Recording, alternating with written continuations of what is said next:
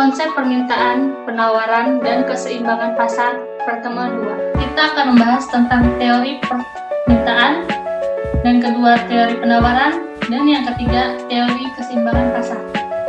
Sebelumnya saya akan memperkenalkan diri. Perkenalkan, nama saya Monika Wa'alili Nerwati, NIM saya 6419073. Saya dari jurusan Manajemen, Fakultas Ekonomi dan Bisnis dari Universitas Bina Sarana Informatika. Yang pertama, teori permintaan. Permintaan atau demand adalah berbagai jumlah barang dan jasa yang diminta pada berbagai tingkat harga pada waktu dan tempat tertentu. Hukum permintaan yang berbunyi, jika harga naik, jumlah barang yang diminta akan menurun, dan jika harga rendah, maka jumlah yang diminta akan meningkat. Selanjutnya, faktor-faktor yang mempengaruhi permintaan. Yang pertama, harga barang itu sendiri. Yang kedua, harga barang lain yang berkaitan erat dengan harga barang tersebut. Dan yang ketiga, cita rasa masyarakat. Yang keempat, jumlah penduduk.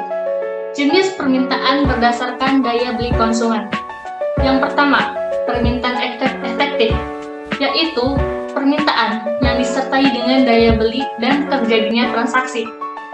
Yang kedua, permintaan potensial, yaitu permintaan yang disertai dengan daya beli namun belum terjadi transaksi. Yang ketiga, permintaan absolut, yaitu permintaan yang tidak disertai dengan daya beli. Dan yang kedua, jenis permintaan berdasarkan jumlahnya.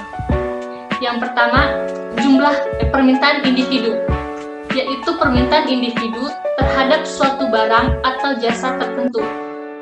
Yang kedua, permintaan pasar, yaitu hasil penjumlahan dari permintaan-permintaan individu terhadap suatu barang dan jasa tertentu pada saat yang bersamaan.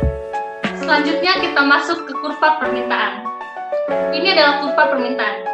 Kurva permintaan adalah suatu kurva yang menggambarkan sifat hubungan antara suatu harga tertentu dengan jumlah barang tertentu dan dengan jumlah permintaan yang diminta para pembeli. Berikutnya kita masuk ke teori penawaran. Penawaran atau biasa disebut supply adalah jumlah barang dan jasa yang dijual pada berbagai tingkat harga pada waktu dan tempat tertentu. Adapun bunyi hukum penawarannya, semakin tinggi tingkat harga suatu barang, akan semakin banyak jumlah barang yang akan ditawarkan. Jenis-jenis penawaran. Yang pertama, penawaran mikro. Penawaran jenis ini adalah penawaran perorangan, di mana produsen menawarkan barang atau jasa kepada konsumen. Dan yang kedua, penawaran makro. Pada jenis ini, lebih memfokuskan pada kondisi pasar secara menyeluruh. Faktor-faktor penentu penawaran. Yang pertama, harga barang itu sendiri. Yang kedua, harga barang lain. Dan yang ketiga, biaya produksi. Selanjutnya kita masuk ke kurva penawaran. Kurva penawaran adalah suatu kurva yang menggambarkan hubungan antara suatu harga tertentu dengan jumlah barang yang ditawarkan. Selanjutnya kita masuk ke teori keseimbangan pasar. Keseimbangan pasar atau yang biasa disebut equilibrium adalah keadaan suatu pasar di mana jumlah yang ditawarkan penjual pada suatu harga tertentu adalah sama dengan jumlah yang diminta para pembeli pada harga tersebut. Selanjutnya, menentukan keseimbangan secara matematik. Bentuk umum persamaan permintaan dan penawaran, di mana C adalah angka tetap. Nilainya menunjukkan barang yang diminta apabila tingkat harga 0. Nilai C selalu positif. D adalah kecondongan kurva permintaan. Nilainya selalu negatif karena kurva permintaan menurun dari kiri ke kanan. M adalah angka tetap. Nilainya menunjukkan barang yang ditawarkan apabila tingkat harga 0. Biasanya, nilai M bernilai negatif. N adalah kecondongan kurva penawaran. Nilainya selalu positif karena kurva penawaran naik dan dari kiri ke kanan.